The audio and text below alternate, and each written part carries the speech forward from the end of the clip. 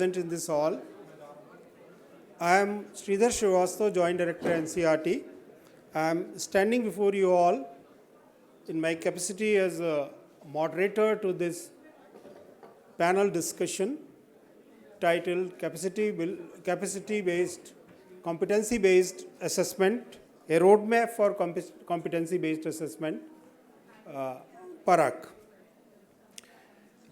We all know that National Education Policy 2020 unleashes a pathway for this country which would depend greatly on the capacity and capability, competency of the children who are studying in the school education system, and they will be moving to the higher education system.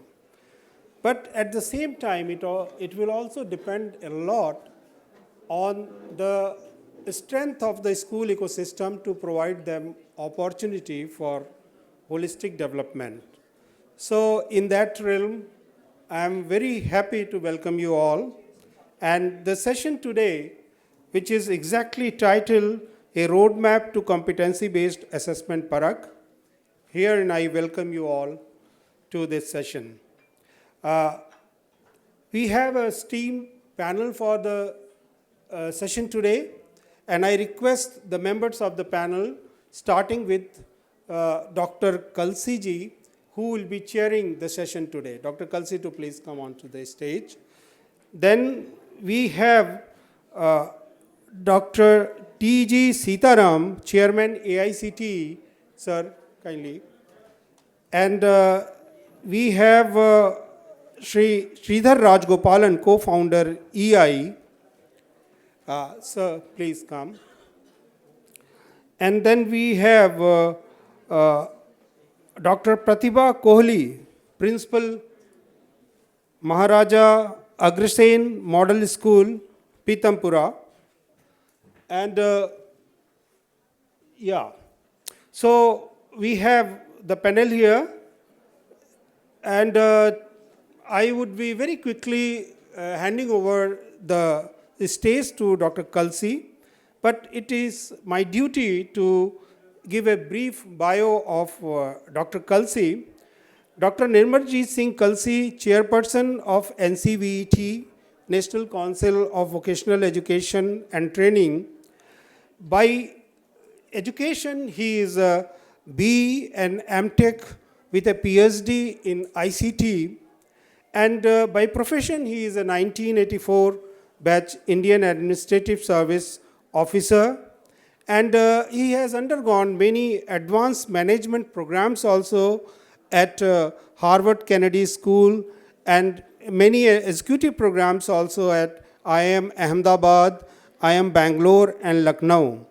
He is, I would say, most recently, he is an architect of the National Credit Framework document that the country is going to have a very big spectrum where we have to provide credit to every kind of learning, and that document provides that scope. He has been taking responsibility in capacity of many honorary assignments, and he is member of the board of governor of IIM Rohtak, and he has I would say 4 decades of experience working with government, state, as well as central government, a long stint of 10 years in Ministry of Home Affairs and Government of India. So, sir, I would be brief, and now I hand over the stage to you, sir, and about the other panels also, if you permit, I can very briefly give biodata. Yeah, the second panelist, Professor T.G. Sitaraman, he is presently chairperson of the All India Council for Technical Education, and before that he was director of IIT Guwahati, a BE from Mysore University. He moved to Indian Institute of Science, Bangalore, and then he moved for PhD with the University of Waterloo, Canada. He has also worked with University of Texas at Austin, USA, and he has held additional charge of Director, Central Institute of Technology, Kokrajhar, Assam. He has been associated for long 3 decades with the Department of Civil Engineering, Indian Institute of Science, Bangalore. He has many other responsibilities. He has many other experiences and instinct with many central and government organizations and departments and academic assignments. The next panelist, I would just say a brief bio about Dr. Sridhar Rajgopalan. He is, I would say, he is founder of Educational Initiative, the organization many of you sitting in this hall must be aware about. And he is a BTech in Mechanical Engineering from IIT Madras, PhD, postgraduate diploma in management from IIM Ahmedabad. And as I said, he has founded Eklavya School, Ahmedabad also, along with establishing Educational Initiative, the institution, well-known name in large-scale standardized assessment. He has experience of working nationally and internationally with other established organizations in the area of school assessment and learning. And he works quite extensively with national boards and state boards. And then the last panelist to introduce, Dr. Pratibha Kohli. She is MSc in Chemistry and PhD in Education. She is a principal of Maharaja Agrasen schools in Delhi. And she is the recipient of many awards. To name a few, CBSE National Award 2018-19 national level, recipient of National Award for Innovating Practices and Experiences in Education for Schools. And she has worked with British Council for integrating international dimensions to the school curriculum. Very interesting. And she has many certified educator certificates from Microsoft, Google, Adobe, and master trainer and resource person for capacity building programs for CBSE for national, and she has worked for National Education Policy 2020 also. So with a brief bio of all the panelists and the respected chair to this panel, I hand over the stage to Sir, please. Thank you.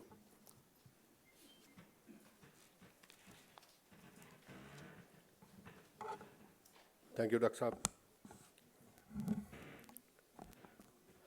Dr. Sitaram ji,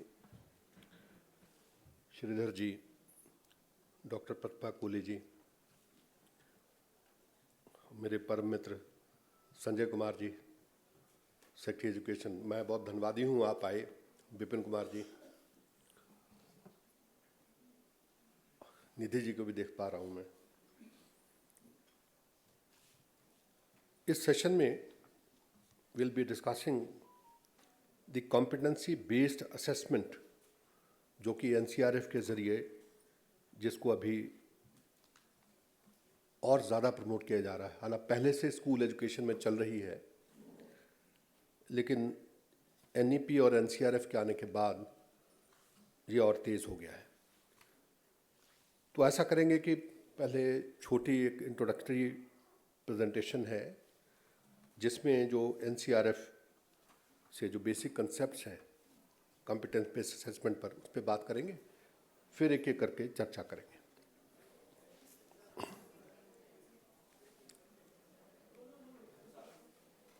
तो सबसे पहले तो समझते हैं कि जो 3 words हैं जो बहुत इंपॉर्टेंट हैं,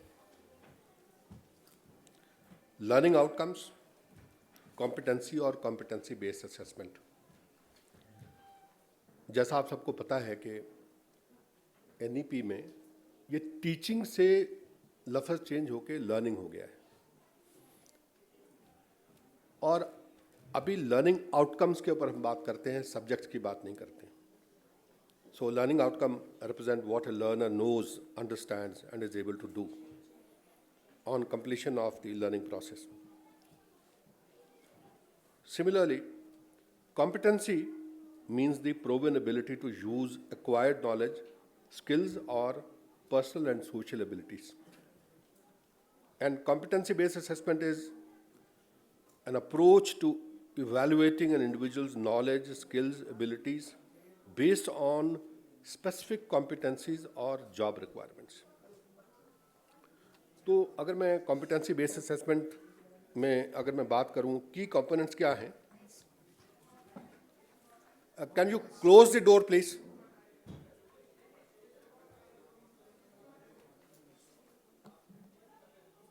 प्लीज क्लोज द डोर.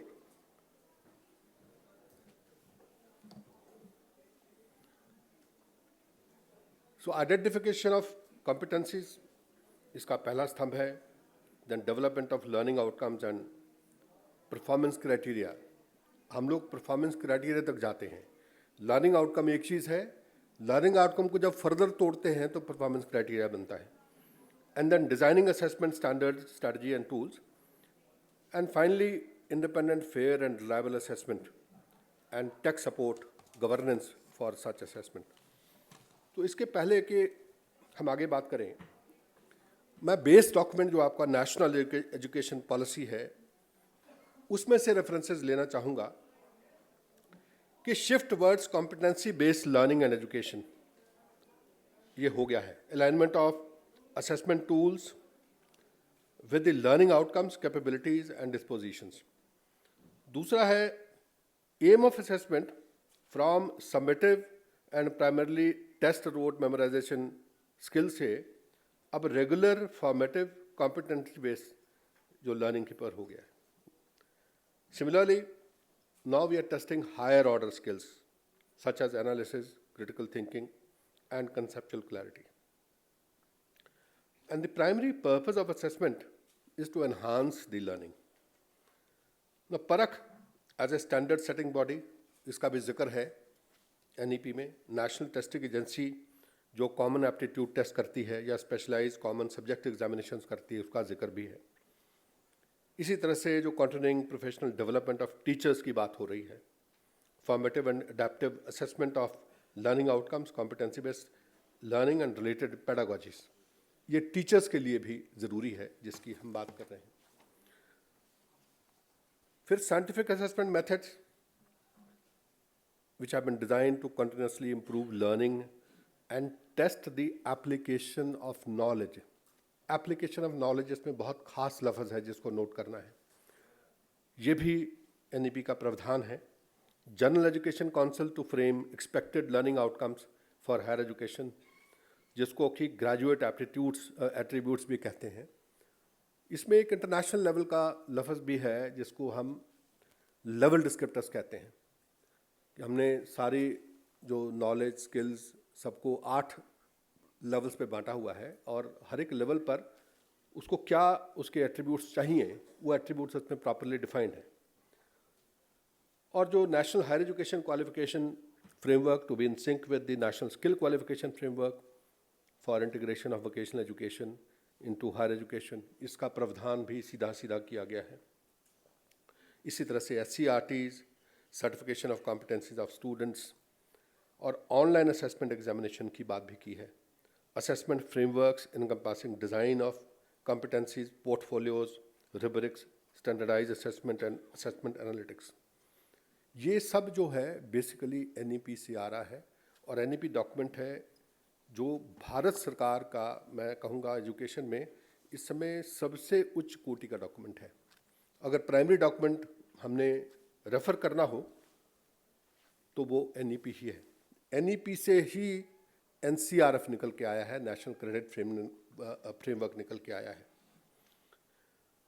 अगर मैं फ्रेमवर्क्स की बात करूं तो जैसे मैंने बताया कि NEP और NCRF तो इसके बेसिक स्तंभ हैं ही हैं. इसके साथ साथ जो इसमें enabling competencies and outcome based learning assessment, ये क्वालिफिकेशन फ्रेमवर्क में भी इनका जिक्र है. हायर एजुकेशन में भी, स्किलिंग में भी, स्कूल एजुकेशन में भी. और ये 3 फ्रेमवर्क्स जो हैं, national higher education qualification framework, national skill qualification framework और नेशनल करिकुलम फ्रेमवर्क, इनमें पूरा 100% मेथड जो है प्रिस्क्राइब किया गया है. स्किल एजुकेशन में तो हमने आगे regulation, recognition and regulation of assessment agencies भी हमने किया है. Blended mode of assessment, learning and assessment भी हमने अलाउ किया है. सो क्वालिफिकेशन फ्रेमवर्क में बेसिकली जो कोर्सेज और क्वालिफिकेशन डिफाइन करती हैं, और जब उनको डिफाइन करते हैं तो उसी में हम कॉम्पिटेंसीज एंड लर्निंग आउटकम्स लेकर के आते हैं। आप करिकुलम देखोगे उसमें बाकायदा कॉम्पिटेंसीज एलओज हर एक चैप्टर में, हर एक 3 घंटे की लर्निंग, 5 घंटे की लर्निंग में क्या आउटकम होनी चाहिए वो प्रॉपरली डिफाइन होता है।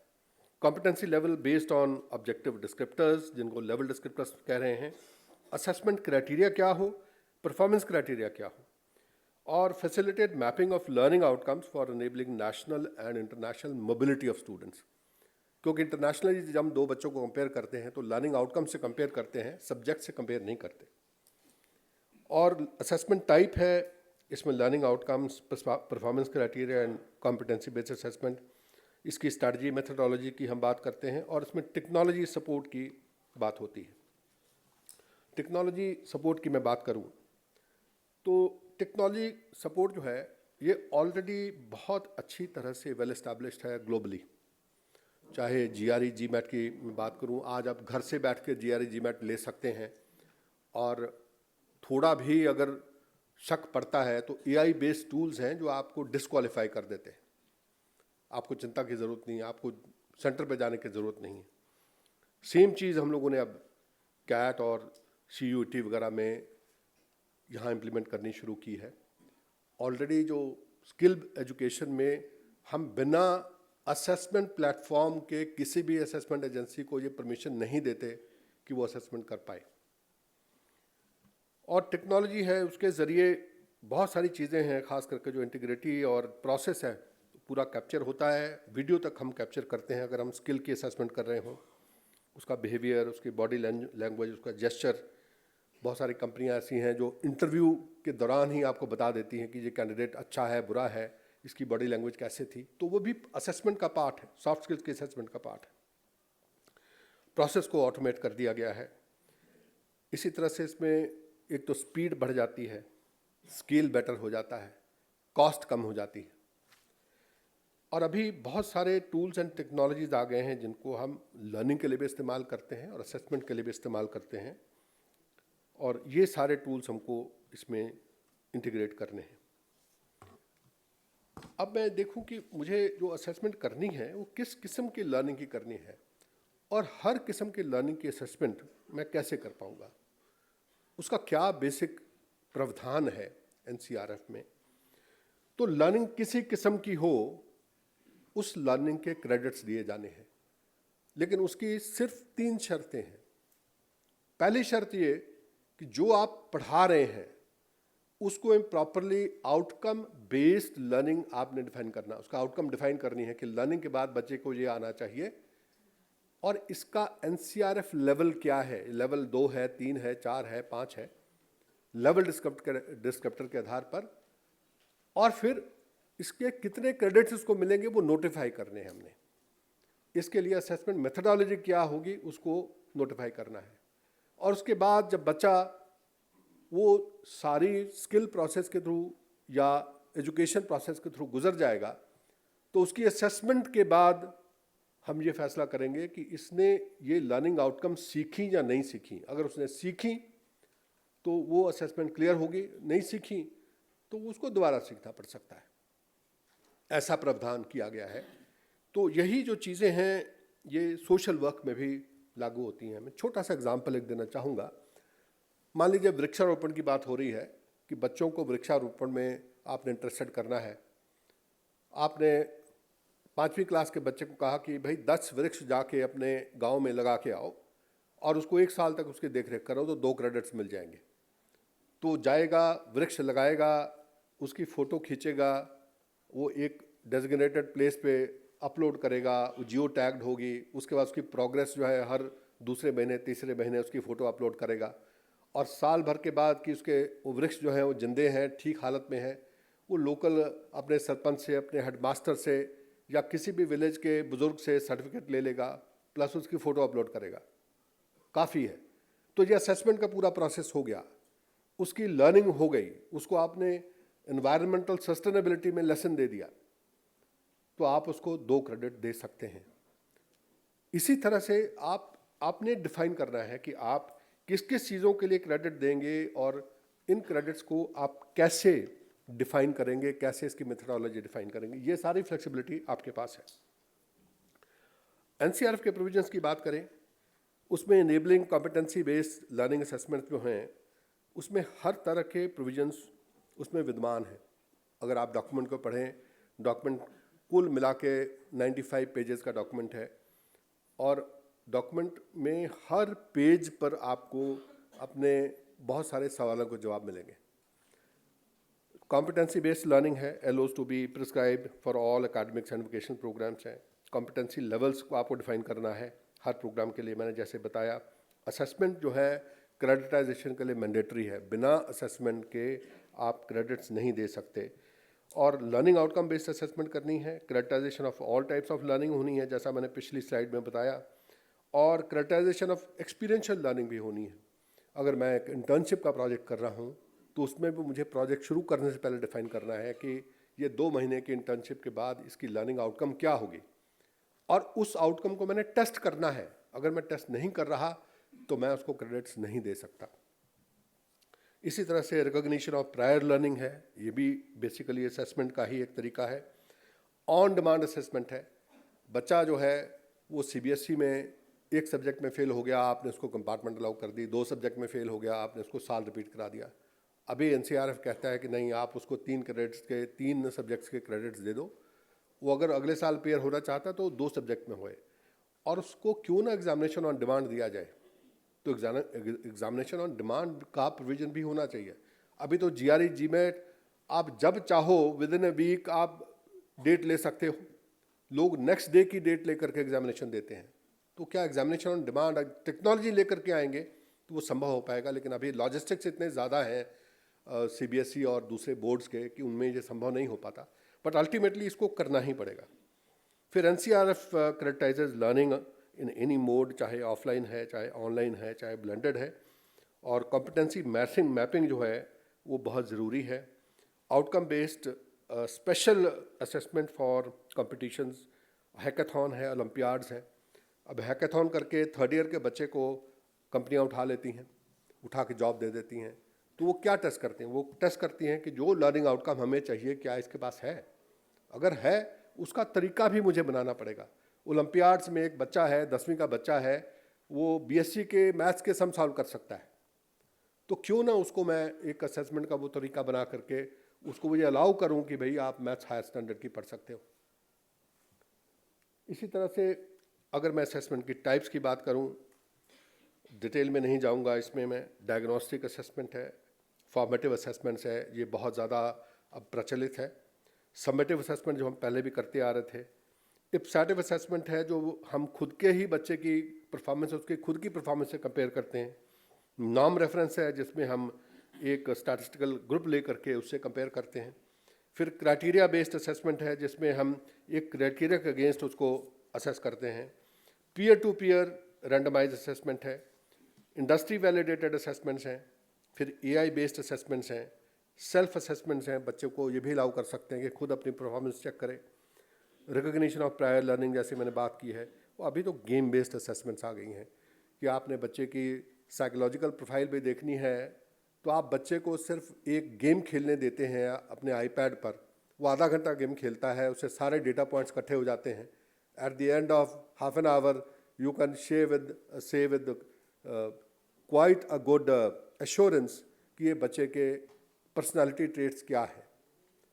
और तो और बहुत सारी बीमारियों का पता अर्ली स्टेज पर ये गेम बेस्ड असेसमेंट से आजकल लगाया जा सकता है। असेसमेंट मेथडोलॉजी की मैं बात करूं, तो इसमें भी जो कॉम्पिटेंसी बेस्ड असेसमेंट में तरीका बहुत सिंपल बनाया हुआ है। Identify the competencies, set assessment criteria, select assessment methods, ensure authenticity and integrity, provide instructions very clearly, that communication has to be absolutely clear. Then you can go for assessment including the blended assessment, then feedback and reporting, and then continuous improvement of the entire process. आप हर अपने assessment cycle से सीखते हो, उस system को आप further modify करते हो। मैं कुछ examples, सिर्फ 1-2 examples देके close करूँगा। इसमें अगर हम देखें कि जो वोकेशनल एजुकेशन और स्किलिंग जो सिस्टम है, इसमें इसका सारा आधार ही कॉम्पिटेंसी बेस्ड लर्निंग है, लर्निंग आउटकम्स है और उसकी असेसमेंट है। और हम NSQF लेवल डिस्क्रिप्टर्स जो हमने बनाए हैं उसमें 5 किस्म के डिस्क्रिप्टर्स हैं और सेम डिस्क्रिप्टर्स हायर एजुकेशन के साथ मिल करके हमने बनाए हैं, तो वो भी यही फॉलो करते हैं, जिसमें प्रोफेशनल थ्योरेटिकल नॉलेज है। सेकंड है जो professional and technical skills, hands on skills और एक्सपर्टीज़ है। तीसरा उसका एप्टीट्यूड है, उसका माइंडसेट है, सॉफ्ट स्किल्स हैं, एम्प्लॉयमेंट रेडीनेस है। चौथा है जो उसकी ब्रॉड लर्निंग आउटकम है डोमेन के हिसाब से। और पांचवा है उसका रिस्पॉन्सिबिलिटी लेवल क्या है, क्या असिस्टेंट के तौर पर काम करेगा, टेक्नीशियन करेगा, सीनियर टेक्नीशियन करेगा, सुपरवाइजर करेगा, मैनेजर करेगा, किस रोल के लिए वो उपयुक्त रहेगा। तो ये इन आयाम पर हम करते हैं। और हमने बहुत सारी इंटरनेशनल एजेंसियां हैं जो हमारे साथ जो हैं ऑलरेडी रिकॉग्नाइज्ड हैं, काम करती हैं। पियर्सन व्यू एक एजेंसी है जो वर्ल्ड की बहुत बड़ी बड़ी कंपनीज जो है फॉर्च्यून 500 कंपनीज के लिए असेसमेंट करती है और इनकी असेसमेंट सबको मान्य है। अगर पियर्सन व्यू एक बच्चे को असेस कर देती है तो उसको जॉब मिलने की ऑलमोस्ट गारंटी है। मेटल मर्सर है, SHL है, TCS आयन भी आ रही है। तो बहुत सारी ये इंटरनेशनल किस्म की एजेंसियां हैं जिनके साथ हम काम करते हैं। ये टेक्नोलॉजी प्लेटफॉर्म उनके पास बहुत स्ट्रांग है और उसको फूल करना आसान नहीं है। फाइनली जो ब्लेंडेड लर्निंग में जो हम असेसमेंट करते हैं, हमारी ब्लेंडेड लर्निंग में 7 कंपोनेंट हम लेके चलते हैं, जिसमें थियरी है, लेक्चर्स हैं, सॉफ्ट स्किल्स हैं, डेमोन्स्ट्रेशंस हैं, प्रैक्टिकल स्किल्स और हैंड्स ऑन वर्क जो है, फिर ट्यूटोरियल असाइनमेंट्स हैं, उसका फिर असेसमेंट, इवैल्यूएशन, एग्जामिनेशन है और फाइनली अप्रेंटिसशिप, इंटर्नशिप और ऑन द जॉब ट्रेनिंग है। इन 7 में हमने डिफाइन किया हुआ है हर सब्जेक्ट के लिए कि ऑनलाइन ऑफलाइन का क्या रेशियो होगा। वो हम पहले डिफाइन करते हैं, उसको कमेटी अप्रूव करती है, वो नोटिफाई होता है, उसके बेसिस पे असेसमेंट होती है। So that is how we go about it. So lastly जो रोड मैप हमने जो फॉलो करना है कि सबसे पहले तो कोर्स करिकुलम उस हिसाब से डिज़ाइन करने पड़ेंगे जो कॉम्पिटेंसी बेस्ड पैटर्न को फॉलो करते हों, जो लर्निंग आउटकम्स डिफाइन करते हों, जो परफॉर्मेंस क्राइटेरिया डिफाइन करते हों। फिर लर्निंग मटेरियल को भी उसी स्टाइल में डेवलप करना है, पेडागोजीज़ को उस हिसाब से यूज़ करना है। फिर हमें कैपेसिटी बिल्डिंग करनी पड़ेगी सारे इंस्टीट्यूशंस की, टीचर्स की, ट्रेनर्स की, असेसर्स की, कि वो इस नए ढंग से असेसमेंट कर पाएँ। फिर common norms, standards, guidelines assessment evaluation के हमें देने पड़ेंगे। साथ ही हमें एक नया कल्चर जो है असेसमेंट का बिल्ड करना पड़ेगा। अभी तो एग्जामिनेशन का एक ऐसा हवा बना देते हैं कि बच्चा जो है वो आधे बच्चे परफॉर्मेंस प्रेशर के डर से ही या तो पढ़ाई छोड़ जाते हैं या बहुत बुरा परफॉर्म करते हैं, सारी उम्र के लिए अपने आप में उनकी नज़रें नीची हो जाती हैं। जबकि क्लास में अगर बिना एग्ज़ाम के देखा जाए तो बहुत अच्छा परफॉर्म करते हैं। और फिर असेसमेंट क्राइटेरिया, टूल्स, मेथडोलॉजीज़ के ऊपर भी हमें क्वेश्चन बैंक्स की डेवलप करनी, LO बेस्ड क्वेश्चन बैंक्स बनाने, और development of digital infrastructure and technology जो इसको फाइनली इसको दे पाए, और इसको इफेक्टिव ऑपरेशनलाइजेशन जो इसकी परख, NCRF या अपार और ABC, ये इन प्लेटफॉर्म के साथ मिल करके करनी। तो इन्हीं शब्दों के साथ आपका धन्यवाद करना चाहूँगा। Now I will request professor Sitaram ji to kindly take us forward कि ये हायर एजुकेशन, टेक्निकल एजुकेशन में क्या कर रहे हैं। Thank you.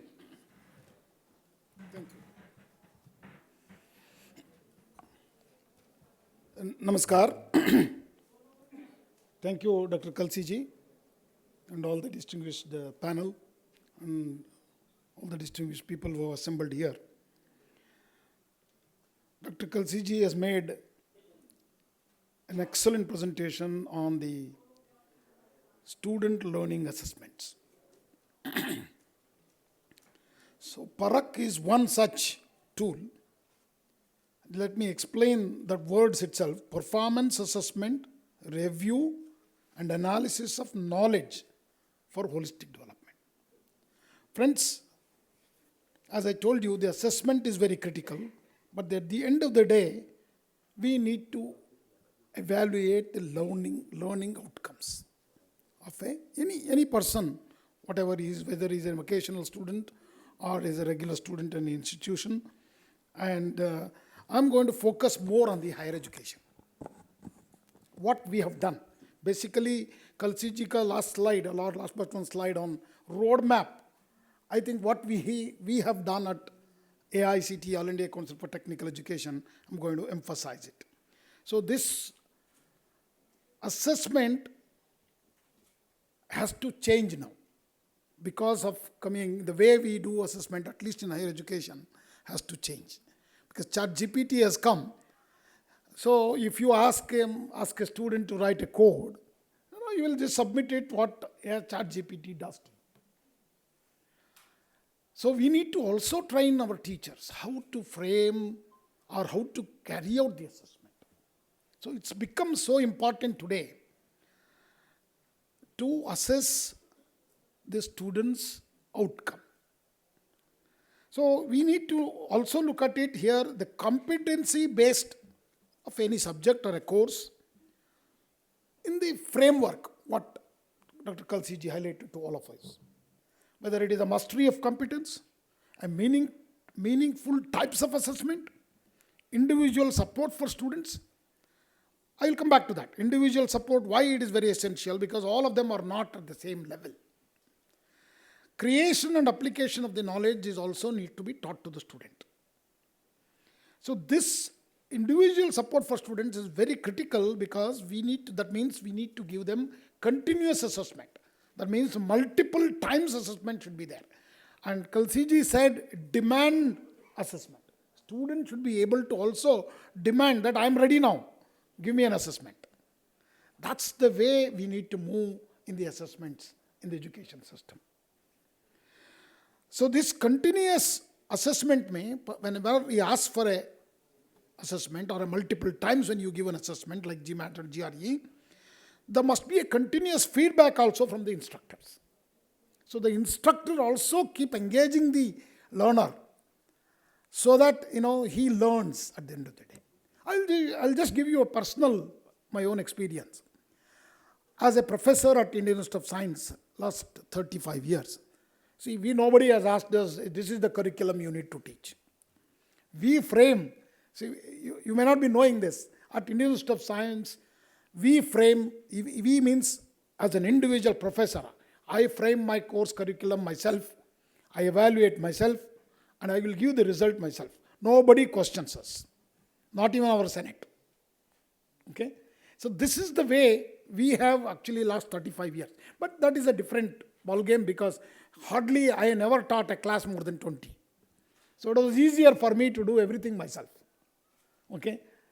My class at Indian Institute of Science has never crossed 20 students in 30 years. Okay? You can clearly see that happening. I'm aware of it. I'm going to come to my presentation at the end. This is only just a cursory to show you what AICT has done in the presentation. Let me give my comments first. So learning, friends, learning needs to be evaluated very clearly without any partisan, and the opportunity should be given to every learner to demonstrate that he has learned. That's the very critical part of any assessment. So that's where we need to change from this examination pattern to assessment pattern. Honorable Prime Minister talks a lot about Parikshit Pe Charcha. The whole idea is finally we need evaluation and assessments, but doesn't mean that we need to fail a student. We should give them a chance. Okay, everybody has learning at different level. They have some take little more time, some need some help, some instructions are required to a student. So we need to support that continuously for a student to learn. So whether a student passes should not be just pass or fail kind of a thing for an evaluation. He should be given multiple times a chance. So this performance assessment, along with review continuously, where we need to evaluate whether the student has learned or not, and the knowledge has created for the holistic development of both the student as well as the teacher, because teacher is an part and parcel of it. So at AICTE, we have taken a step in engineering curriculum also. This is very, very important. And this has been appreciated by across the world actually. Let me tell you, our PARAKH SLA, Student Learning Assessment, has been appreciated across the nation. I'll not go through and read this continuously because this is no big thing, but this was taken like a project actually at AICTE.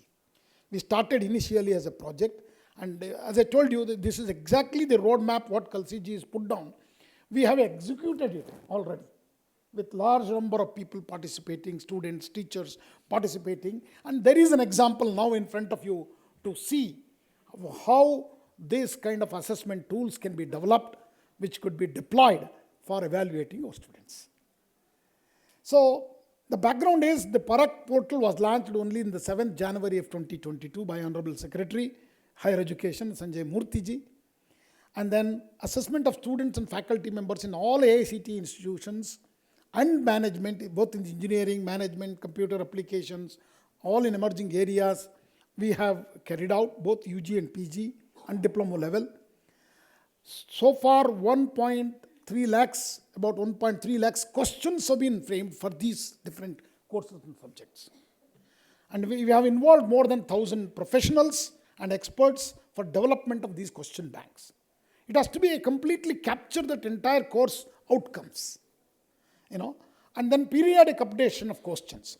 So current status of the PARAKH portal at AICTE, you can very clearly see, is about 4,000 institutes are participating, and about 39 or 40,000 faculty are involved in this, and about 6 lakh students, and total assessment 3,84,000 assessments have happened.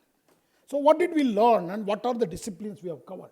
We have covered in the areas of engineering, civil, mechanical, electrical, electronics, emerging areas, both in the skills, robotics, blockchain, quantum computing, and we have also done in the management courses, and then aptitudes, and then MCA, higher order thinking skills are also been framed in these questions. Okay? So you can clearly see the core subjects and higher order thinking skills, and then aptitude, and then NEP allied courses, emerging areas, general knowledge. So you can see what kind of assessment matrix we had was whether students will remember, understand, apply, analyze, evaluate, and create. This is the 6 steps of knowledge. At the end of the day, you need to create that. So these are the total questions we have developed in different areas, and an assessment pattern for students are also been given. Year of assessment, first year, how many questions he has to answer, and what are the parcel of that. Every year, both for polytechnic and engineering, we have decided. So the overview of the evaluation is he has to answer 100 questions in 100 minutes. Time is also important, but he can take multiple times. It's not a single time assessment. So no negative marking. Okay, he's not put under stress that he's going to mark negative. So then all questions are compulsory, and subjects covered, and multiple choice questions. These are all MCQs only in this examination. Now the key features of the portal is it's available in multilingual support. It is a dynamic dashboard which will give you the output immediately, and then it's to understand, very user-friendly system. This is how the process flow, what of the PARAKH portal at AICTE, registration, courses, and assignment, and then for faculty also, conduct tests for self also he can do. Teacher also can take a test in this, whether he has understood before even evaluating his students. That's a very critical aspect. And then you can see the student assessment given by the institute. So it can be institute-wide also it can be done, or individual students also can be done. PARAKH is not an examination. That's what I would like to highlight to you. It is not an examination. It's a learner-centric, friendly assessment tool. Okay? And success is a result of consistent practice of winning skills and action. There is nothing miraculous about the process. There is no luck involved in this. So that factor is removed. Okay? And then taking PARAKH assessment, you are always successful, 100%. There is no failure. So this is what we wanted to actually engage every sector in school education and even ITS, diploma, engineering, but it requires a lot of effort to develop such a tool. So the tool is actually in front of you. It's already ready, and we have used it extensively. And the modes of assessment right now it is available is the assessment by institutes and a self-assessment. Institute can conduct for all the students in the classroom. Okay, 100 questions, 100 minutes. He has to answer. So the start date, end date, the dates are also fixed. Actually, we had something like that. You can actually, this is the format. Self-assessment also is available to you. So general guidelines, I will not go into the details. If somebody is interested, please contact. There is a big group working at AICTE on PARAKH.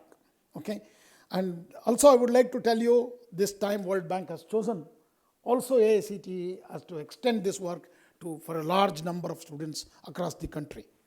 So this is a sample question screen and physical and digital resources available.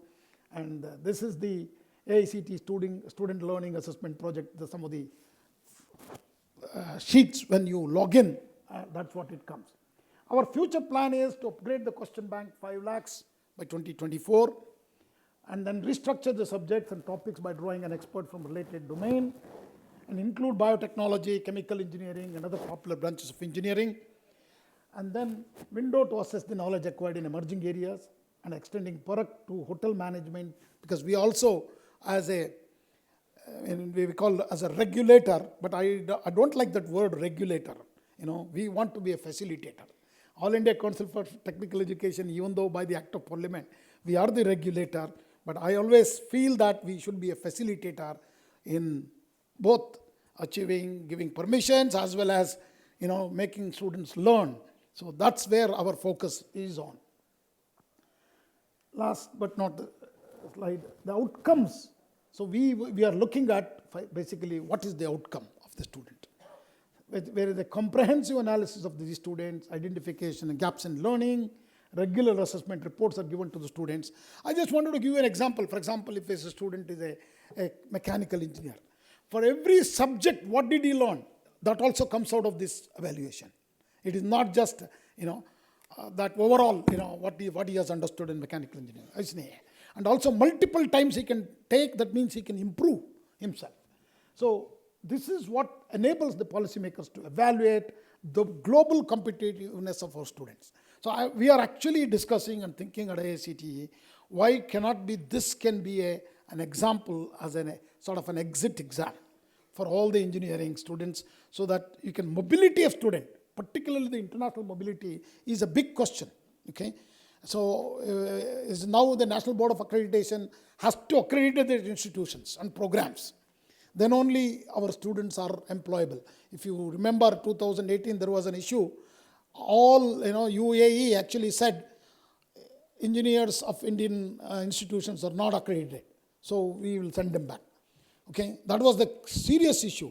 That time suddenly we woke up and started doing the accreditation of the institutions and programs. But still what we are not doing is evaluate the student's outcome. So that is very, very broader thing. I think this will provide to assess every student. So this could be a fantastic tool for evaluate global competitiveness of our students who are getting out. This would, if it happens, I will tell you, you will be the first country to do this. Not many countries have attempted this. Identification of new curricular also of the system also can come out of this. So what we are talking about is, how do you do this, the different things. So this is all I have from my side. Thank you very much. Namaskar.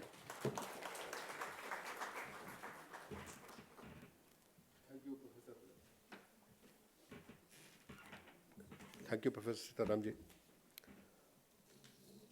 हमारे पास अब श्रीधर राजगोपालन जी हैं, तो उनसे एक तो सवाल मैं ये पूछना चाहूँगा कि आईआईटी आईएम के बाद इनको किस बात ने मोटिवेट किया कि एक लेवल स्कूल्स इन्होंने शुरू किए.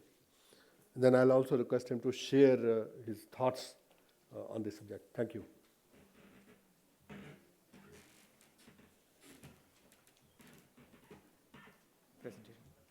Thank you, Dr. Kalsi. I think as the presentation comes up, I'll try to answer his question that I think like many people in this room, and we also work with young people out of college, out of students, a lot of people want that how can they use whatever they have learned to make a difference in the education system in the country. And that was what our intention was. Though I had done engineering and MBA, the challenge was, can we use this in a way that really makes a difference to how children are learning? And our focus was on school education. We started a school in Ahmedabad. We ran the school for 6 years. The school is still doing well. It's called Eklavya School. And we realized that we have to work really hard with a large number of stakeholders, including schools, government agencies, if we want to really make a change in the education system in the country. So that's how we started education initiatives. We said assessment is important because we have to understand how children are learning. And many of the ideas in the NEP really kind of reinforce this point that if you have to do your assessment accurately, only that is going to help you then drive the kind of changes we need to create in learning. So it's very, very similar to what we are today calling competency-based assessment. So I'll just run through some of these points. So quickly, why are we all talking of competency-based assessment? So one simple answer is that the NEP talks about it, right? The first figure that you see. So NEP says, so we are doing competency-based assessment. But if we go deeper and you see the second graph, what it basically shows is, it's not just today, but since the 1960s, studies have shown that what kind of skills people need in their workplace has become less and less what we call routine cognitive or routine manual, and more something which is non-routine, which is interpersonal, which is analytical. So if I'm a programmer, if I'm a financial analyst, I'm using non-routine analytical skills. If I'm a doctor, I'm a teacher, I'm using non-routine interpersonal skills. And in every role, this is actually becoming more and more.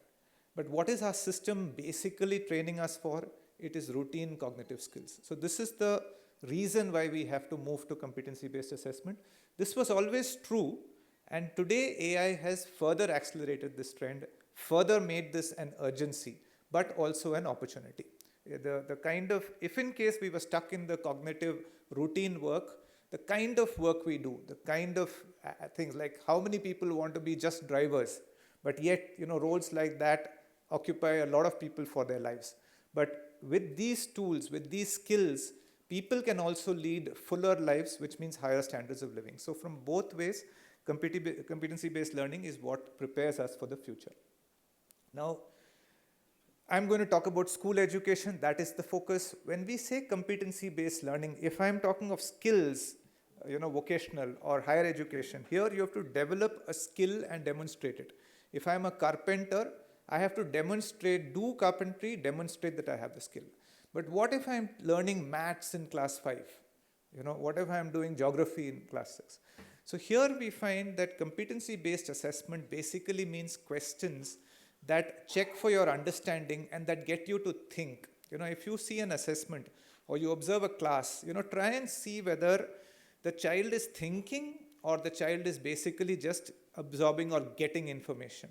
Similarly, if you get a question, if I say define photosynthesis, am I thinking or am I simply remembering and writing what I have learned? And I'm going to show you 2 examples of questions. This is the first pair, right? So the first example asks us, the gravitational pull is dash of the earth. And this is something we've all learned, and we say, okay, it's 1/6 of the earth. The second question says, if you're standing on the moon and you drop a pen, what will happen to the pen? Now, this question makes you think, and some children will say it will fall to the earth. I mean, this is actual data, right? So they will say it goes towards the earth. Some people say it stays on the moon. The correct answer is that it actually also falls to the moon, but it will fall at a slower pace, at a lesser acceleration than on earth. So these kinds of, the second kind of question checks for, in this case, the competency related to understanding gravitational force. That is more important than remembering 1/6. Second example is perimeter, right? Area, perimeter. What is area? I don't know if you've tried this. You go to class 7 children and ask them, what is area? You know what they'll answer?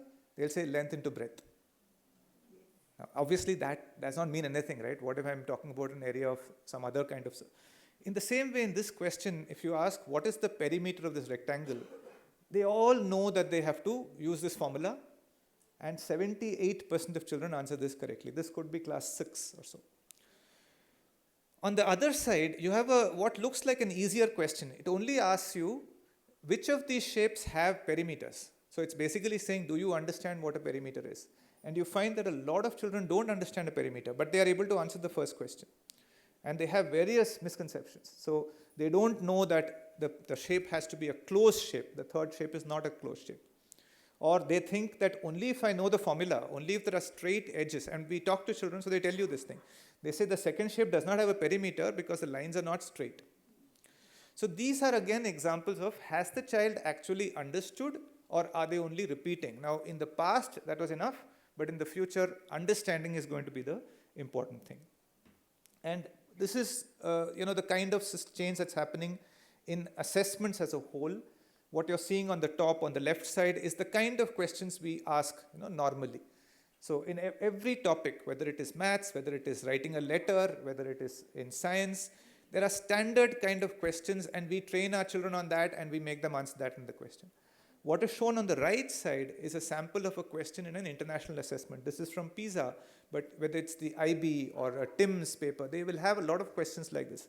First of all, they make you read a lot of material, and then they'll ask you a question. For example, this question says that there are two slopes, and then it talks about where will the humidity be higher, or why is the soil content like this. It's a science question at a class 10 equivalent. It requires the same principles that you have learned in science, but you have to think and apply it to a completely new context. And it's not like they have 3 questions like this out of 20. They will have like 15 questions like this out of 20 if you look at these papers. And children are being prepared for this. Now, obviously, this requires more thinking and understanding than those kind of questions. And this is what prepares children for the kind of work that they are going to have to do in future. Technology. And if you see the title, we are saying used thoughtfully. Technology can really help and accelerate in this adoption of competency-based assessment. Please, the use thoughtfully is very important. It means, are the people who are using the technology understand the education side of it also? But then there are a number of examples of this where children have to do more than, say, multiple choice questions. Multiple choice questions are also good, but they have to choose drop downs. The second question, I have to understand reflection. It's not just answering a question in terms of choosing an option, but can I actually show what kind of image forms? In the third question, it actually shows what we mean by phototropism. The plants are moving towards the light, and it asks you to describe something about it. Naturally, you can't do this. So technology gives you this kind of power to do this and test more thoroughly, more deeply, if children have actually understood. This can happen at all levels. So even foundational learning. So foundational learning, again, if you think carefully, it is nothing but competency-based assessment. Can you recognize numbers? Can you add numbers? Can you read this passage and understand what's in it? Can you identify words? Can you read words quickly? So even there you don't have to use technology, but technology can help in the competency-based assessment, even at levels like FLN. Now, how do you prepare? One of the big challenges in all this is that how do we prepare our teachers and children for an assessment like this? And the CBSE is launching, already pilots have happened, a test called SAFAL, which is going to be in classes 5 and 8. The NEP talks about these kind of independent assessments in classes 3, 5, and 8.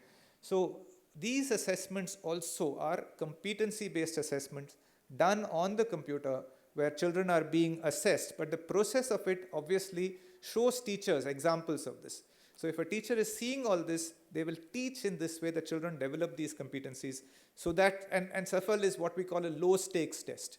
That means that you don't get marks, it's not being used to pass you or fail you, but it is feedback, and it helps people get used to these kind of questions. Right? Even the board exams, it's not just SAFAL, the board exams are changing. These are actual examples of questions. Earlier questions were not like this, they were very typical, but slowly the change has started happening. There's an example from the 2021 board paper, there's an example from the 22-23 sample question paper, and you will find that it's getting more, real life, where you have to understand, where you cannot mechanically learn and write down a definition. This is one more example. So, children have to think, understand, apply their knowledge to a real life situation. Now, PARAKH plays a really critical role in making a lot of this happen, and PARAKH has 3 or 4 roles. Primarily, it will serve as a technical assessment expert and for example, there is the conduction of the NAS.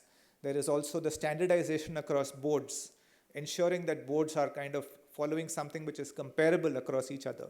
So this is a critical thing if in case we have to move to competency-based assessments and yet be able to make sense of what all the different boards are doing. So different but standardized, not exactly the same. So it's not about making them identical.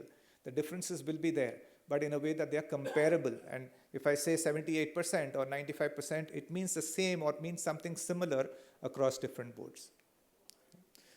Now, one other kind of issue that we face today, 2 issues I'm showing you. Some of them are, the one on the left is what you see as what we call the score distribution, when you have exams being conducted. Now, score distribution should ideally be, you should get a normal distribution if it is for the population as a whole. And you can see that it's not happening. If you see the second graph on the bottom left, it is a normal curve, but it is highly shifted to the right. That means it's a simple paper. Whereas the ideal should be more kind of a mean at the center and a good normal curve. There are examples of that. The second problem on the right side is what we call grade inflation. This is actually the picture from a state board in India. And it shows that from 1975 to 2023, how has the maximum score increased? And this has happened in almost every board, right? So it's around 70 to 75% in 1975. And in 2023, it's close to 100%. Even in CUET, we find lots and lots of students are scoring very, very high marks, scoring 100%, 100 percentile. So this is something that PARAKH will help standardize. Does it mean that everybody has got so bright, between 1975 and 2023, that they are so much better? If not, that is what we call grade inflation. And that's one of the things that PARAKH will try and stop. And I think this is my last slide. So what are our learnings from international experience? What do we find? So one is, if done properly and scientifically, using scale scores and percentiles, right? If you take a GRE test, you will get a scaled score and you will get a percentile score. So everybody cannot get 99, or the number of people getting 99.5 is like fixed by that method.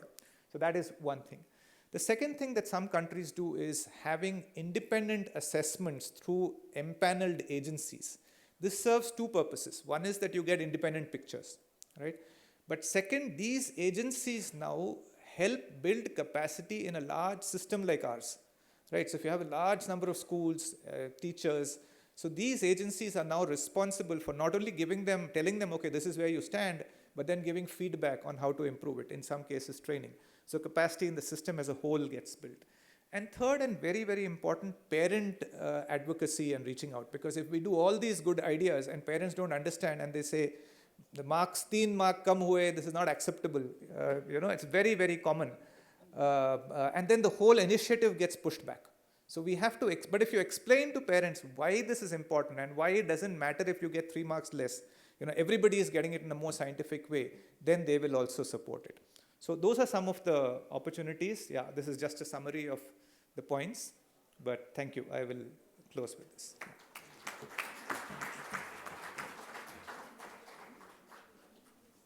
Thank you so much. Now, I would like to ask Dr. Pratibha, so how have you applied this competency-based assessment in your institutions? Good afternoon, and thank you, Dr. Kalsi, for this question. Now, can I have the slides, please? Hello. Yeah. So, thank you, and for the slides, please. Yeah.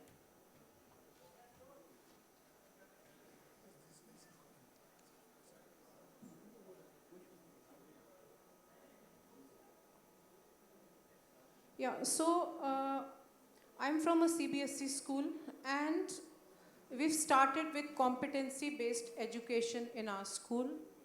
And I think we need to talk about competency-based education at grassroots level.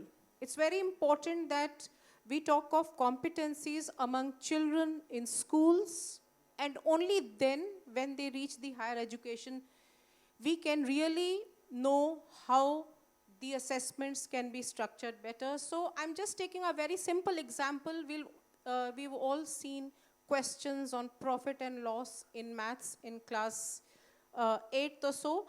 Now, like was told by my previous panelists, it's not about asking, calculate the percentage of a particular thing which is sold or bought. It is about giving questions where we really want to test what is the understanding of the child about. So if we want to find out the competency in percentage, they want to find out the profit or loss or compound interest, then in competency-based education, we work on so many areas, and one of these is personalized learning. Now, with the help of technology, we are able to take up personalized learning in schools, and we can give multiple learning pathways to our students. And of course, we have a lot of experiential learning that takes place when we take up competency-based education. After that, we have assessment of competency, and as has been just explained, when we look at the CBSE question papers, there are a lot of questions now that test competency of the students at various levels. There are case-based questions, there are assertion reason questions. Now here what is important is that we are expecting student to achieve a particular competency, and if that competency is not attained by the student or partially demonstrated, then the student goes back to the learning pathways. So only when the student has mastered a particular level of competency, then the student progresses to the next level. So I would so much agree with the panelists that the on-demand assessment for children is very important. Children have their own styles and ways of learning, and there is no one-size-fits-all solution in schools. In schools, we are just hand-holding the children so much about how to read and write. So it is so important to have more focus on building up their competencies. So another example is, competency-based education in languages. Now, you can't say that this student should learn Sanskrit in 1 month or 1 year, or let's say for any other language, we can't say that the student has to learn the language in a particular time frame. What competency-based education does is, it places more emphasis on mastery of the language. It places more emphasis on the competence that the child will learn when he knows that language. And it's not about the time, it's about learning. So like NEP talks of harnessing the potential of students. That's the first sentence. And that sentence includes equity. Now, when we talk of equity in education, I think competency-based education, competency-based assessment is most important. So, in schools, we need to have measurable competencies, beginning with speaking, reading, writing, because we are working at grassroots level, and then we need to know what the students need to learn, and we need to have learning outcomes, as was told. We need to have specific performance criteria. We need to have the competencies to define what mastery in Sanskrit would be. And then again, transparency in assessments. Preparing children for assessments is what we do in schools. So children don't know what type of questions will be asked. We put in a lot of effort in preparing them for such type of assessments, and authentic assessments would mean measuring the learning outcomes in a particular language, and only then students move to the next level. So it's not about time. It's about learning that we need to instill in the student at a particular level. And of course, shift from rote memory to where students can think, analyze, and develop better skills in their learning so that they are more employable in the future. Now, competency-based education can include learning of a language or learning mathematical numericals, comprehension in passages, map reading in social science, artwork, problem-solving skills, performing arts. Here, I would like to just add on something very important, that there is a lot of focus in competency-based education in terms of subjects. How much of English one knows, or how much of maths one knows, or how much of numericals a child can solve. So I would really call these as the hard skills that we give to the children. So can they read a passage, comprehend, and write the answers? Do they have the research skills? Do they have the writing skills, numerical skills? Can they perform experiments? So these are the hard skills that we expect children to know. But for me, as principal of a school, it is also important for children to have competency-based assessment in terms of the soft skills. And collaboration is such an important, competency that children should have. They should learn to work in groups. They should know how to communicate. So we are working at the grassroots level, and when we talk of skill in questions, skill in maths, skill in science, or skill in doing experiments, doing a particular formula in trigonometry, I think it's also important that we work towards competency-based assessment in terms of the soft skills that children develop most in school. So in schools, children need to have competency-based assessment in terms of, can they work together on a project?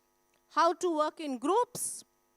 What are the communication skills our children possess? If they have something in their heart, if they have something in their mind, can they describe it well? Creative thinking, critical thinking, all these are 21st century skills, and I think when we are talking of competency-based education, competency-based assessment, we need to have the softer skills also imbibed in the students of our school. Thank you so much.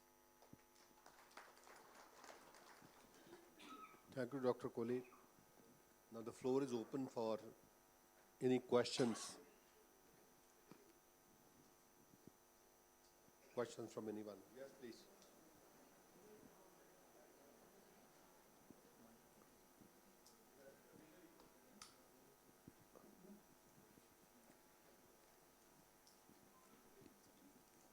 Hello.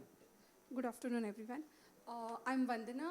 I'm representing Goa State Higher Education Council and Directorate of Higher Education from Government of Goa. I'm coordinator for one of the excellent projects there called Dishtao, where we have created a very large e-content repository covering around 30,000 videos in different streams like arts, science, commerce, law, education, home science, music, and so on.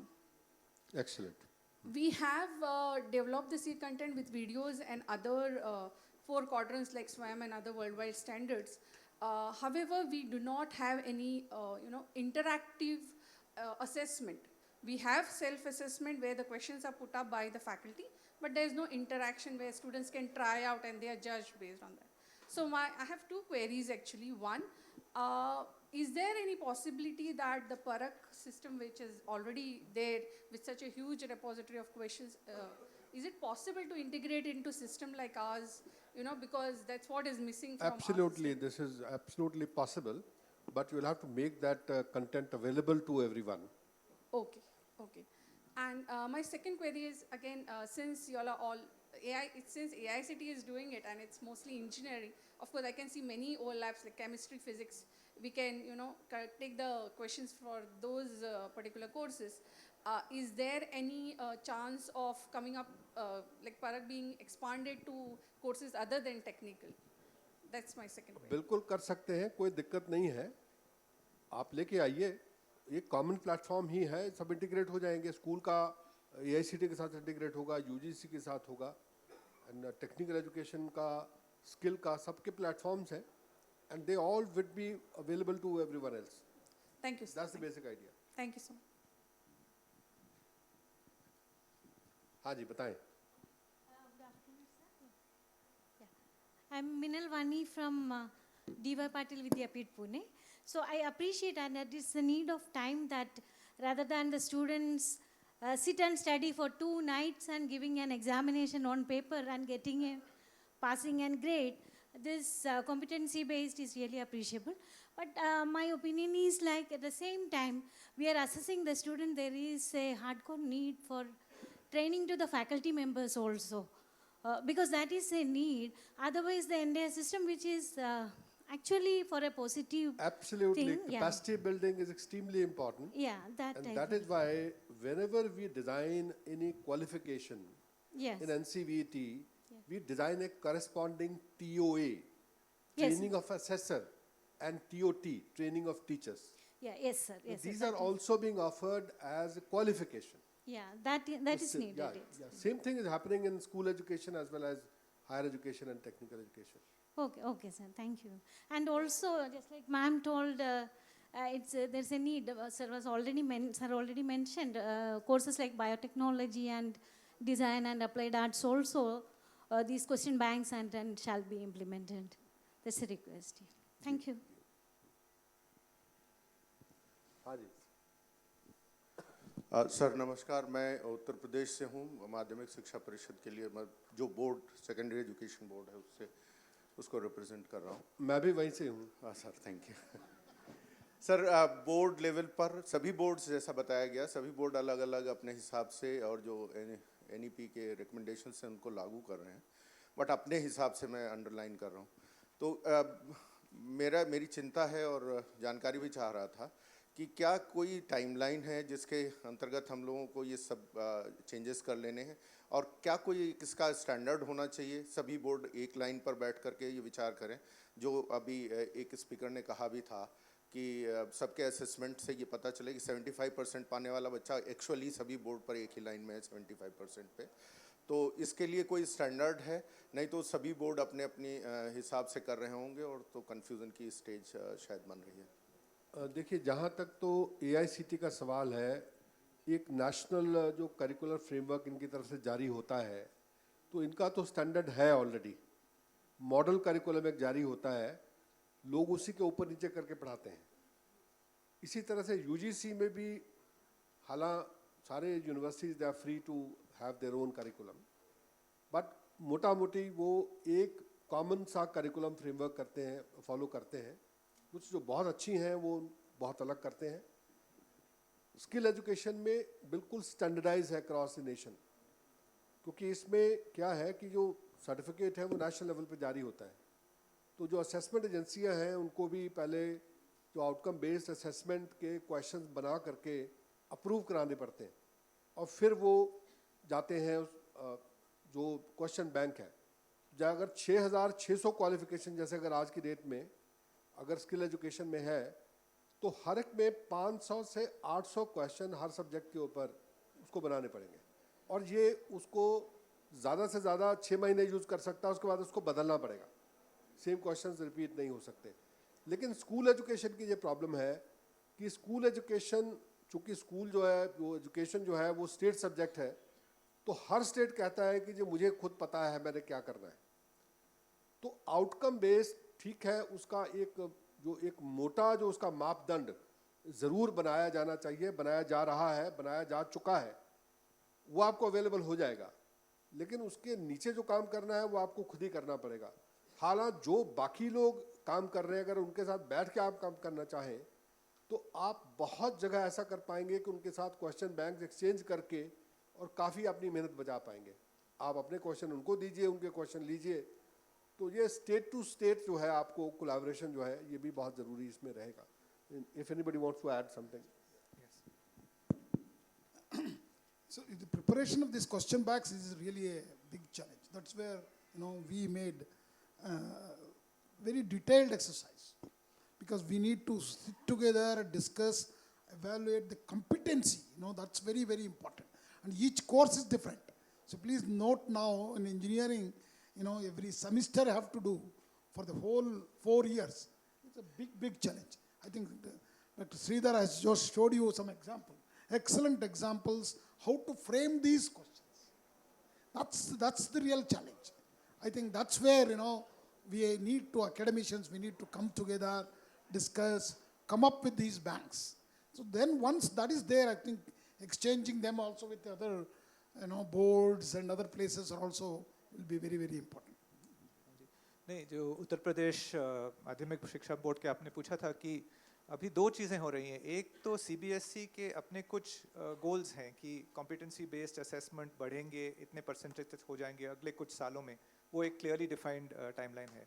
और दूसरी NCERT के under जो परख एक organisation है जिसमें ETS जो US के एजुकेशन टेस्टिंग सर्विसेज हैं वो मदद कर रहे हैं. और परख ये काम लेगा कि जो ऑलरेडी उन्होंने थोड़ा स्टार्ट किया है कि जो अलग अलग स्टेट्स के जो परफॉर्मेंस हैं, जैसे उनके एग्जामिनेशंस का जो कंपोनेंट है कि किस टाइप ऑफ क्वेश्चंस हैं, कितने अलग हैं, कितना सिमिलर है, तो ये प्रोसेस स्टार्ट हो गया है. आई डोंट थिंक कि उसके लिए एक टाइमलाइन है क्योंकि परख अभी चालू हुआ है, लेकिन अगले कुछ सालों में ये अटेम्प्ट रहेगा कि जो बोर्ड्स के बीच जो डिफरेंसेस हैं कम से कम वो देख लें कि ये डिफरेंसेस हैं, दूसरे ऐसा कर रहे हैं, ये परफॉर्मेंस है. तो ये प्रोसेस चालू हो गया है और हमें लगता है कि अगले कुछ सालों में ये बोर्ड्स के साथ भी ये प्रोसेस होगा. बोर्ड्स खुद चेंज करेंगे बट विद दिस नॉलेज कि अलग अलग बोर्ड्स क्या कर रहे हैं.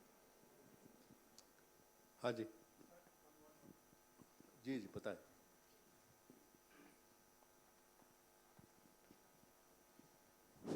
Sir, I'm Thirumal Olavan, Registrar, Nurul Islam Center for Higher Education, a non-minority institution located in Kanyakumari. Now, from the observations the experts have been telling us, our results are not normally distributed. It's skewed in favor of higher percentages, and more students are passing out. And this type of competency-based assessment is the process of bringing it to the normalcy, and consequently, there could be more and more, should I say, not failures, lower grade people. But if that is the situation, our national education policy has an objective of achieving 50% as gross enrollment ratio. Will it not affect that, sir? ओहो, आप गलत समझ रहे हैं. He just giving you an example कि आप जो अगर सवाल पूछेंगे जिसका जवाब बुक में वैसे का वैसे दिया हुआ है और rote learning है. No, what we are saying is that rote learning should not be promoted. If a person, even if he achieves 100% in an examination, if he's not learned that subject by heart, he is not employable at all. Industry, they don't go for that person at all. On the other hand, if a person has that understanding, he has that capacity and competency, he's hired. He may be having much lower marks. So all he's saying, he's telling you the effect, not the objective. Am I clear? Yes, sir. Yeah. 2/3 of our education system is not having good infrastructure and so many other things attached with that. तो ठीक करिए ना भी आप state ने ठीक करना है, that करें we state. need to improve. जी हाँ जी. I'm Rashmita from NEPA. PARAKH is definitely a very innovative approach for competency assessment. And to begin with, it will be a support to our learners. What do we find from the large-scale data of school standards and evaluation? Because school evaluate their students also. How is their performance? We found the teachers' professional developments are many, but it is not culminating to student outcome. So how are training programs, what kind of competency we want to impart to the teachers, and in turn they will translate in the classroom practices, then it is leading to the assessment. So these kind of impact evaluation should be there, because if we assess students without changing classroom practices, nothing will happen. I fully agree with you. Yeah. I fully agree Thank with you. you. That's absolutely required. और Bloom taxonomy आपने सुना होगा, है ना? तो उसके हिसाब से चलना पड़ेगा. हमें वो रिमेंबर अंडरस्टैंड से ऊपर उठना पड़ेगा. वो नीचे रह गया, बहुत नीचे रह गया. उसमें आपको अप्लाई भी करना पड़ेगा, इवैल्यूएट भी करना पड़ेगा, क्रिएट भी करना पड़ेगा. एप्लीकेशन के बिना आगे फ्यूचर में जॉब्स नहीं मिलने वाला, और एआई सारा जॉब खा जाएगा. जो एक बेसिकली फैक्ट की अंडरस्टैंडिंग वाला जॉब था वो चला जाएगा, ऊपर के लेवल का जॉब बचेगा. So you are absolutely right that we have to change the way we teach in the class. Sir, here I would just like to add, sir, that Safal program went on in our school as a pilot project, and I so much agree with you, ma'am, that yes, we have to get more capacity building programs for the teachers, so that the teachers know how to frame a competency based question. So we can have a question bank. That's a great idea. But the teacher herself should be empowered to create a competency based question. And she should know this is a rote memory question, this is a competency based questions, and then create more competency based questions right from school level. I so much agree with you. Road map में मैं आपको दिखाया था कि पहले हमको curriculum उस हिसाब से बनाना पड़ेगा, करिकुलम के बाद कंटेंट उस हिसाब से बनेगा, फिर क्वेश्चन बनेगा. वो तो करना पड़ेगा, उसका कोई स्केप नहीं है. हाँ, पीछे. Hello sir. Sir, competency based assessment as an approach एक पैराडाइम शिफ्ट होगा. अभी तक हमने रिमेंबर लेवल पे ही किया है, अब हम पैराडाइम शिफ्ट कर रहे हैं, जहाँ हम सर होलिस्टिक चेंज की बात कर रहे हैं. करिकुलम में चेंज होना चाहिए, टीचर्स की कैपेसिटी बिल्ड होनी चाहिए. I think most of the time sir children spend at home, and parents play a very important role. I think, Professor, you briefly touched upon the role of parents. But what is going to be happening at the support level from the top? Sir, ऊपर से sir क्या support होगा कि हम किस are there going to be any modules for parents? Are teachers going to be given any training on how to work with parents to understand what a competency based That's a good assessment idea. is? Sir? आप में से जो लोग इस पे काम करना चाहें वो मेरे साथ काम कर सकते हैं कि पेरेंट्स के लिए किस किस्म के मॉड्यूल बनाए जाए. इसके ऊपर एक क्वालिफिकेशन बनाने पे मैं काम कर सकता हूं, और उसी पे कंटेंट बना के फ्री ऑफ कॉस्ट उसको अवेलेबल कराएं सारी साइट्स के ऊपर. That's a very important point.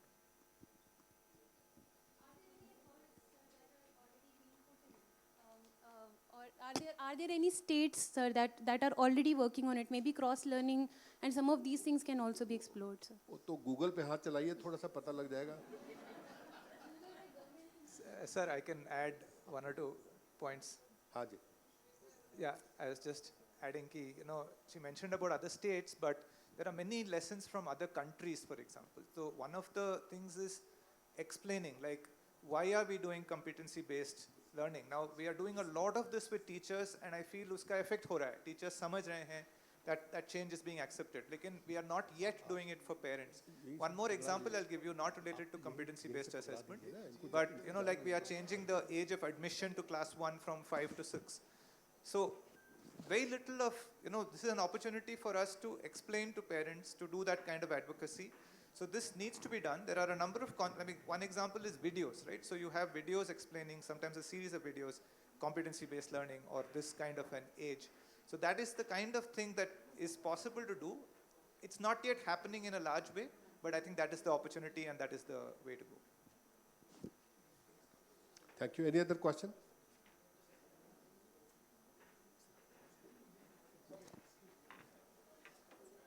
Minister is coming to his stalls, so he has to leave.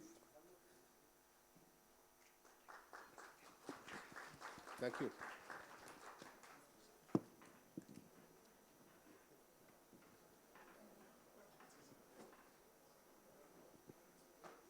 हाँ जी, भूख नहीं लगी अभी आप लोगों को? Sanjay ji, can I request you to say few words? Because सरकार सामने बैठी हो और हम लोग ऐसे ही डिस्कशन करते जाएं तो वो भी ठीक नहीं है. आइए प्लीज.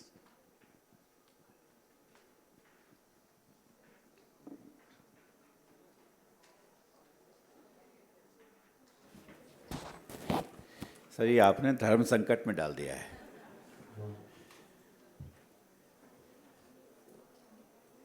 अभी ये बात को भी कह रहा है कि सरकार कौन है और कौन सरकार नहीं है, तो इसमें भी थोड़ी कंफ्यूजन. वो तो हम लोग बहुत क्लियर है. उसमें कोई डाउट नहीं है.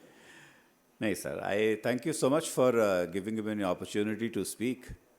मैं यहाँ पर बातों को बहुत ध्यान से सुन रहा था और मुझे थोड़ा हिस्टोरिकल पर्सपेक्टिव में मैं सोच रहा था, तो मुझे थोड़ी सी कन्फ्यूजन भी हो रही थी कि क्या हम पहले कॉम्पिटेंसी बेस्ड आज से क्या 20 साल पहले नहीं करते थे या 50 वर्ष पहले नहीं करते थे. और ये जो शिक्षा के मायने लगातार एवोल्यूशन में बदल रहे हैं, ये क्या दर्शा रहा है? इसलिए दर्शा रहा है क्या कि आज के दिन में संख्या बढ़ती जा रही है स्कूलों में और कॉलेजेस में. पहले भी तो ये बात हुआ करती थी और ऐसी बात नहीं है कि पहले के लोगों ने अच्छा नहीं किया है. लोगों ने सोचा है, लोगों ने, और आज जहाँ पर भी हम खड़े हैं, हम उन्हीं के बल पे खड़े हैं जो लोग हमें यहाँ तक ले आए हैं. This is a fact that numbers have been increasing in our schools and in our colleges. मेरे 2-3 व्यूज़ हैं सर जो यहाँ पर बात हो रही थी. सबसे पहले जब मैंने देखा AICT के चेयरमैन का प्रेजेंटेशन, तो मुझे लगा कि वो कुछ क्वेश्चन बैंक की बात कर रहे हैं और हम जो परख NCERT में कर रहे हैं, हमारी समझ कुछ और हो रही है. हमारी समझ ये हो रही है कि किस प्रकार से हम जो हमारे 60 बोर्ड हैं इस पूरे देश में और वो अलग अलग मेजरमेंट करते हैं, हो सकता है कि सब के सब कॉम्पिटेंसी बेस्ड मेजरमेंट ही करते हों जो फॉर आर्ग्यूमेंट. लेकिन ये भी बात हो सकती है कि लेकिन सब लोग अलग अलग करेंगे तो फिर देश के लेवल पर हम एक स्टैंडर्ड प्लेटफॉर्म कैसे बना पाएंगे. तो हम लोग लगातार सोच रहे थे कि देश के स्तर पर हम कैसे एक स्टैंडर्ड प्लेटफॉर्म बनाएं. लेकिन AICT चेयरमैन की जब मैंने बात सुनी तो मुझे अब लगा कि उनके साथ थोड़ा सा बैठ करके देखना पड़ेगा, बिकॉज अल्टीमेटली एवोल्यूशन, आप एक चाइल्ड जो इवॉल्व कर रहा है वो नीचे से ऊपर जा रहा है, लेकिन सिस्टम तो एक ही है. उसको अलग अलग सिस्टम से यदि बांट करके अलग अलग तरीक़ों से हम देखना शुरू कर देंगे तो हो सकता है कि कुछ समस्या हो. दूसरी बात जो मैं ये कहना चाहता हूँ कि when you start doing question-based competencies, then today's question-based competencies will become rote learning for tomorrow.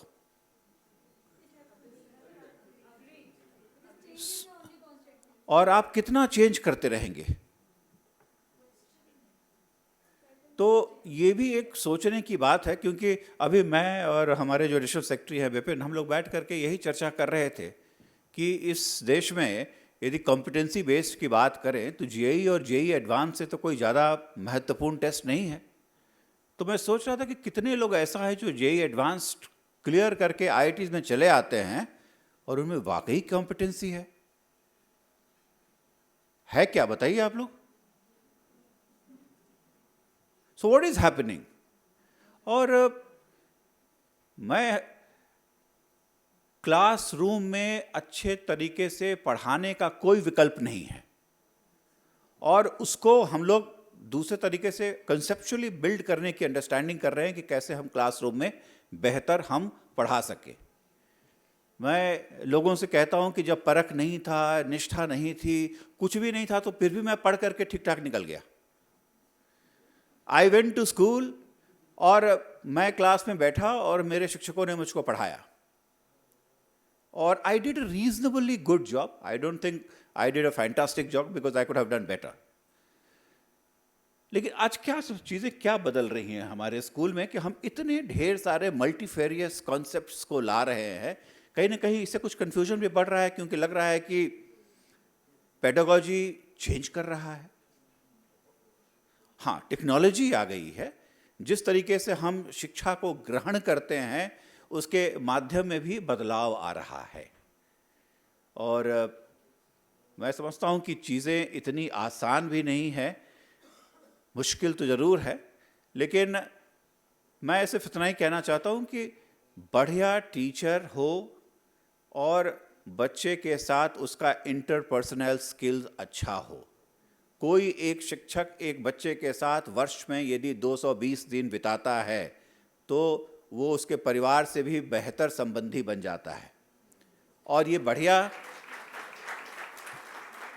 बढ़िया इंटरपर्सनल स्किल डेवलप करे, बच्चों को हम उसकी काबिलियत के अनुसार सोच की कुछ हम उसको शक्ति प्रदान करें तो चीज़ें बेहतर हो सकती हैं। बहुत सारे रिसर्च सर हो रहा है sir. I am getting actually a little confuse now days. अभी आप दिखा रहे थे ग्राफ, इंद्रानी जी यहाँ बैठी हुई हैं, मैं इनका भी नैस का कोर्स देख रहा था। मुझे नहीं समझ में आ रहा है कि क्या हो रहा है। I will be very honest, I mean could be because of my own cognitive challenges, but I am not being able to understand because I am not seeing a Gaussian anywhere. मैं देख रहा हूँ कि class 10वीं में किसी एक language में what are the scores? 0 पर you have a peak. ऐसे बच्चे हैं जिनको कुछ नहीं आ रहा है, उसके बाद it drops down and suddenly at the end again it is peaking.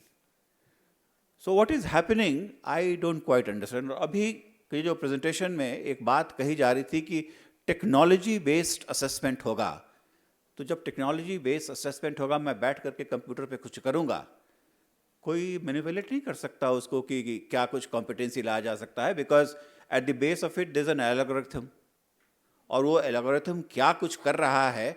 Similarly Indrani, you must come and share with us this fact that when we sat down actually and trying to understand the ANNs, मुझे बताया गया कि this is what the algorithm is does, और हम उसको नहीं समझ पा रहे हैं कि why it is doing so, which is giving us a shape which is unlike our common understanding. So I think let us sit down and do things. I think one of the learning which has come out of this particular session is that we in the school must work together with higher education.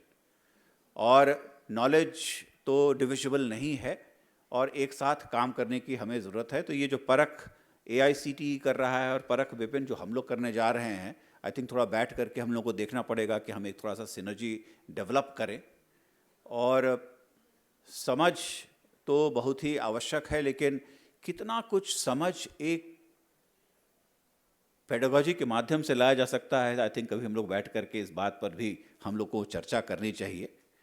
और चूँकि श्रीधर यहाँ बैठे हुए हैं तो मैं बैठ करके एक ऐसी बात सोच रहा था. It is not quite, I mean it's not very related to the kind of conversation we are having, लेकिन जब कभी भी मैं एकलव्य स्कूल्स को नाम सुनता हूँ तो मेरे मन में एक हमेशा ख्याल आ जाता है कि वैसे बच्चों को हम ऐसे स्कूलों में क्यों ले जाएं जिनको लगा कि कभी उनका अंगूठा काट लिया गया हो. You begin with a sense of disadvantage, which is not a very good thing to do. But this is my personal view. Thank you.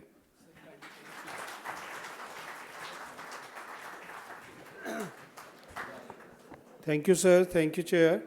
I thank the panel for this exciting interaction and knowledge sharing, and the audience also for very good questions, very inspiring discussions we had.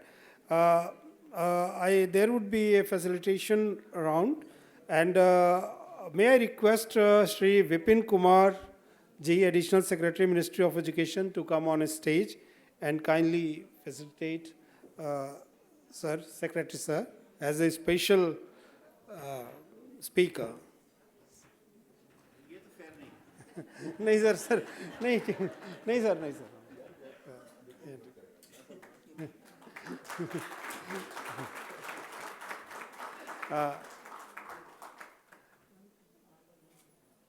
Vipin sir, again I would request to kindly facilitate chair of the panel, Sri Anas Kalsi, Dr. Anas Kalsi. Now,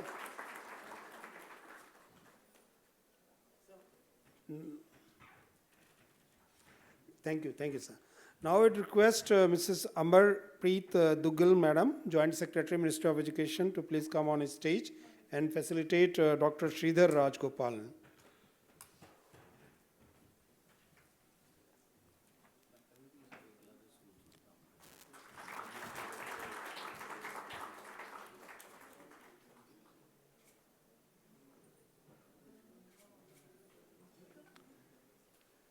Thank you.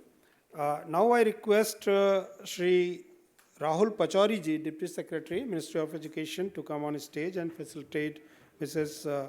Kohli. Thank you.